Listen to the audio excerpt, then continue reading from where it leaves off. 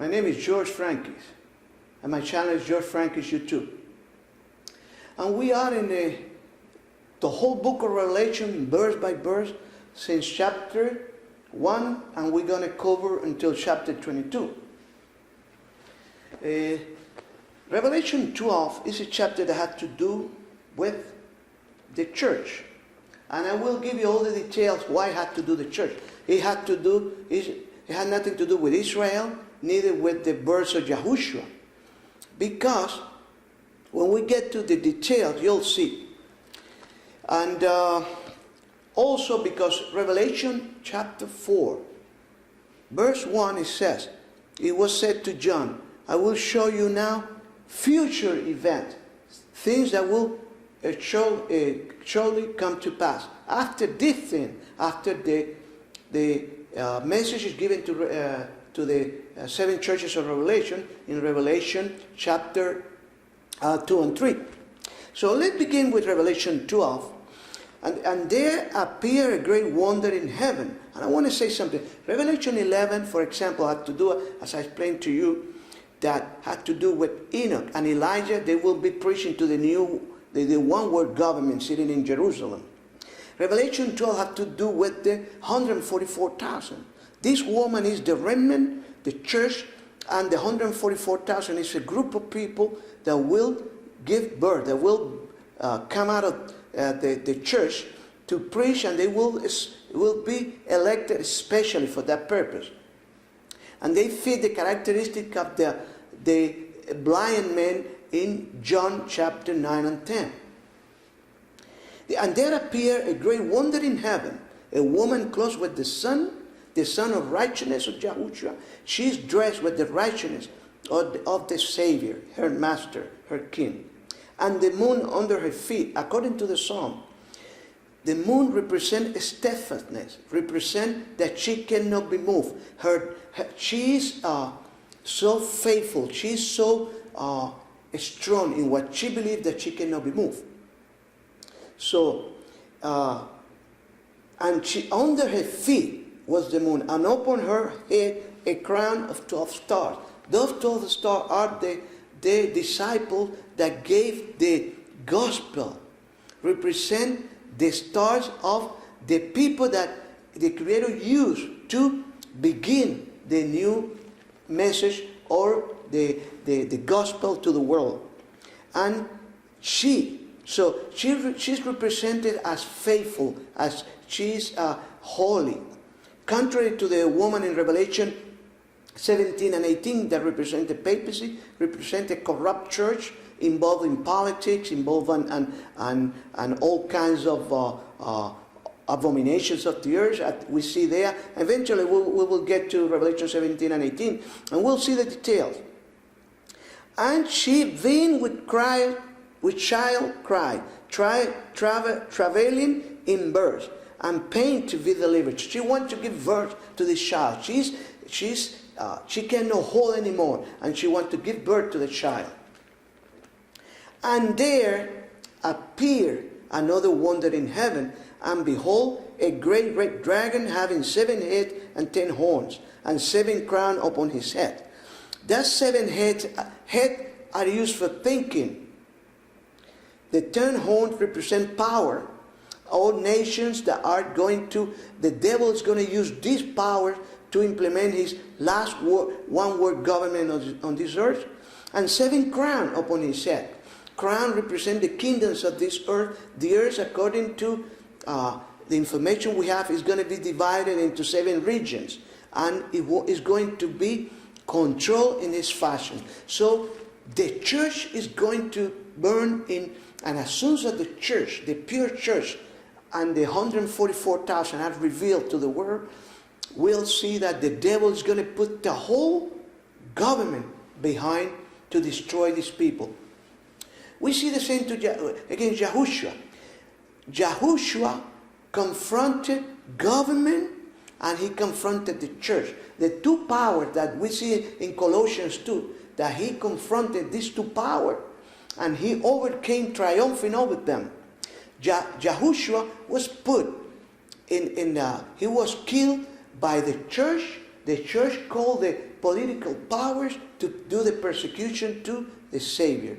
And this pattern is going to be repeated at the end time. The church is going to call upon the government to do the persecution. Nothing is new under the sun. And listen to this. And there appeared another wonder in heaven. So it's two wonders that John has seen. Remember that to John was told, write what you see. And everything he saw, he put it down into paper. And his tail drew the third part of the stars of heaven. Now the stars of heaven are not the bad angels. But according to Daniel chapter 12, read it at the end, the stars represent those that are going to be preaching the gospel.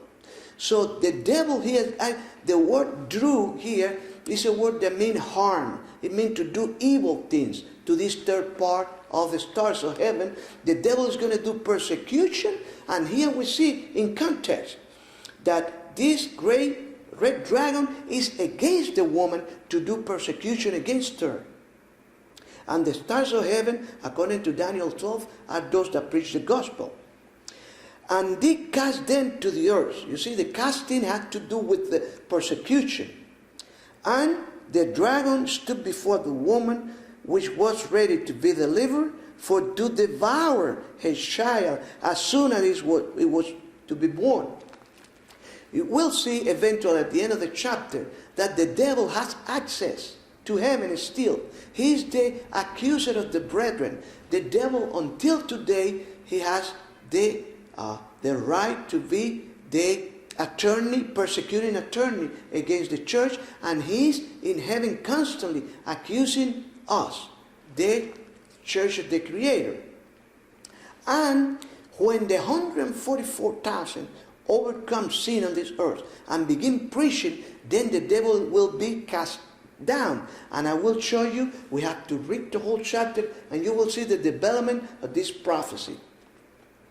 Listen, and his tail drew the third part, persecuted the harm to these stars of heaven, and they cast them to the earth. And the dragon stood before the woman, which was ready to be delivered, for to devour her child as soon as it was to be born. And she brought forth a man-child. Now, here the word teknion is a word that is in the plural. In every instance that we find this word in the New Testament, the word teknion is children. Now the translator wants us now to accept it as singular. I'm sorry, you cannot do that.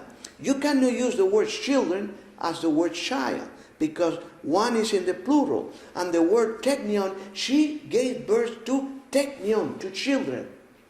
How we can know that? Listen to this. And she brought forth a teknion, children, who was to rule all nations with a rod of iron. And her child was cut off, protected, but the Creator and to his throne. He was taken special, and we see that in Revelation 14. Yahushua standing on Mount Zion, and with him 144,000. Remember that Zebedee? She wanted Yahushua to put her two children, her two sons, at the right hand of Yahushua. And Yahushua said to her, no. This is for those that are to be given. And he was talking about the 144,000. Now, I want to show you that this message applies also to the church of Thyatira. So Yahushua here is saying this. Remember that Yahushua is giving this to John. And in chapter 4:1, he said, these are future events. Now let's go to Revelation 2. Revelation chapter 2, 26, 27. From 25, the message to Thyatira. Let's go to 24. But unto you I say, and unto the rest in Thyatira, as many have not this doctrine, and which have not known the depths of Satan, as they speak, I will put upon your none other burden. But that which you have already hold fast till I come. And he that overcometh, listen to this, and keepeth my works unto the end, to him will I give power over the nation. You see the same thing that for the children of Revelation 12. And I will give him power over the nation, and he shall rule them with a rod of iron, as the vessel of a potter shall they be broken to shivers, even as I received of my Father. And I give him the morning star. He that has an ear, let him hear what the Spirit says unto the churches. So you see in Revelation 12, these technion, these children, is in the plural. They will rule the nation with a rod of iron. These are people. These are the 144,000. So the children coming out of this woman, the church, is the 144,000. Listen to this.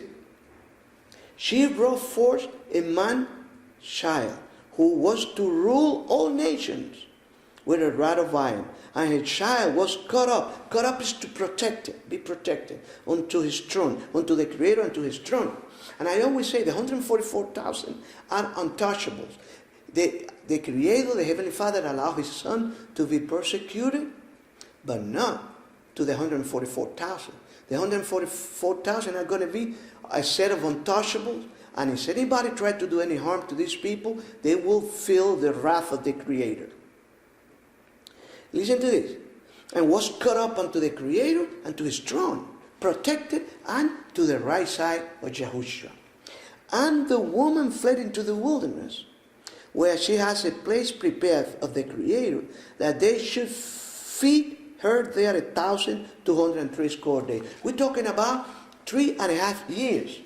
And the 3.5 years, the 7 years of persecution, 7 years are divided into 3.5. At the end, in 3.5, that Yahushua said, the end is not yet. And this has to do with the end of grace, the time of probation for men is finished, the close of probation, as some people call. Listen, and the woman fled into the wilderness. Listen the events. One happened, then the other. This is the only way to read Bible prophecy. Is anybody take a text here and then jump to another text? That is called by Peter private interpretation. Nobody had the right to do that. To take a text here and a text there, especially prophecy, because they are events ordered by the Creator in the way they will happen. And here Satan is cast out of heaven after the beginning of the 1260 days, the 3.5 years. He's cast, and something happened for him to be cast. So let's keep reading. And the woman fled into the wilderness, where she had a place prepared of the Creator, that they should feed her there 1,260 days. And there was war in heaven. The woman flees into the wilderness, and then is war in heaven. And what happened? Listen to this. Satan, as an accuser of the brethren, his work is done. Until today, Satan and his angels had the right. They can go to heaven and present accusation against the believers, but not when the woman fled into the wilderness. And this is at the close of probation, at the beginning of the last years of tribulation on this earth. Listen, the woman fled into the wilderness, and then where she will be fed there for 1,260 days. And there now was war in heaven. Mikul, you see, Mikul is Yahushua. Some people say it cannot be. And I tell you why had to be him. Because the word Michael really is the word Mikul. It means one like the Creator. That's the word Michael means. One like the Creator. Only Yahushua can have that title. No other angel is allowed to have that title. That when somebody says, oh, Michael is not Yahushua, look for the meaning of the word Michael. And here the characteristic, he has angels. And he's going to fight Satan. All the things that he does, only Yahushua can do this. And this is his word name. His word name is the name that he used when he goes to war, Michael. That's why we see in Daniel 12, when Michael stand up. when he stand up, who can stand up and something begin? Only the Creator. That is what Michael or Mikul, that is in the original Hebrew, Mikul means one's like the Creator. Listen to this. And there was what in heaven, Michael and his angel fought against the dragon, and the dragon fought and his angel. You see that his angels they come up and down. So when you go back to text 3, verse 3, where the devil drew the angels, the 1/3 of the angels, of the stars of heaven, and drew them, that word means is persecution. So if you see, you can prove here that he's in heaven still. They can go up and down. I know there are some angels that are in the pit, in the bottomless pit, and they are punished now. But the rest are with Satan, and they are the accusing of the brethren. But they will be cast out at this time, but not before. Until today, the devil and his angel, they still are the accuser of the brethren. And listen to this. There was what in heaven after the woman fled into the wilderness. See, you cannot switch this around. This is the progression presented here in this chapter. The woman fled into the wilderness. And then 7 it says, there was what in heaven, Michael and his angel fought against the dragon. And the dragon fought and his angel. And prevailed not. Neither, listen to this, neither was there a place found anymore in heaven. And the great dragon was cast down, and that old serpent called the devil and Satan, which deceived the whole world. He was cast out into the earth, and his angels were cast out with him. See? At this time, because he's finished. Why? Because we'll see now that the 144,000 are the only people that will overcome sin in the flesh. And for that reason, the devil have no more. He lose his power as accuser of the brethren, and he's cast down with all the angels. Listen to this. And the whole earth, and the great dragon was cast out. That old serpent called the devil and Satan, which deceived the whole world. He was cast out into the earth, and his angels were cast out with him. And I heard a loud voice say it in heaven. Now is come salvation. You see, now is peace in heaven, because they have not access anymore. Listen to this. This is what we're reading here. It's not my invention. So, but the churches, all the churches have private interpretation. But this is how it's going to happen. And I heard a loud voice say it in heaven. Now is come salvation and the strength and the kingdom of our Creator and the power of his Moshiach. For the accuser of our brethren is cast down, which accused them before our God day and night. See? He lost that, and he explains it. Listen to this. And they overcame him by the blood of the Lamb, and by the word of their testimony, and they loved not their life unto the death. Therefore rejoice. Listen, the rejoicing is in heaven, because now the devil is cast down, because he knows he had but a short time, and he's going to begin a tremendous persecution upon the church and all the faithful on the earth. Listen to this. And they overcame him by the blood of the Lamb, and by the word of their testimony, and they loved not their life unto the death. Therefore rejoice, ye heaven, and ye that dwell in them. Woe to the inhabitants of the earth and of the sea, for the devil is come down unto you. Of the sea means the people that live in islands. Unto you, having great wrath, because he knows that he has but a short time. See, the short time that is coming, these 3.5 years, and then Yahushua is coming at the end of these 3.5 years, at the 1335 day. And this we can see it in Daniel 12. And when the dragon saw that he was cast unto the earth, he persecuted the woman which brought forth the children, the technion. And to the woman, listen to this, and to the woman were given 2 wings of a great eagle, that she might fly into the wilderness, into her place, where she is nourished for a time. This is different time. I explain that to you now. Times, and the dividing of time, or half a time, from the face of the serpent. Why the Creator give us 3.5 years in different fashion? 1260 days is 3.5 years. 1335, 1290 is 3.5 years. 3.5 times is 3.5 years. He gave it to us in all this fashion so nobody can invent anything. Because the same means 3.5 years. Yahushua's ministry lasted 3.5 years. The same thing is going to happen to the devil. It's equal time. The Creator is going to allow the devil to rule on this earth, so sin might destroy itself. Sin will destroy sin. All the wickedness will destroy itself, and is going to be a witness to the whole universe. So let's continue now with 14. And to the woman were given 2 wings of a great eagle, that she might fly into the wilderness. Remember, wilderness means seclusion, obscurity. And we'll see the same in Revelation 17.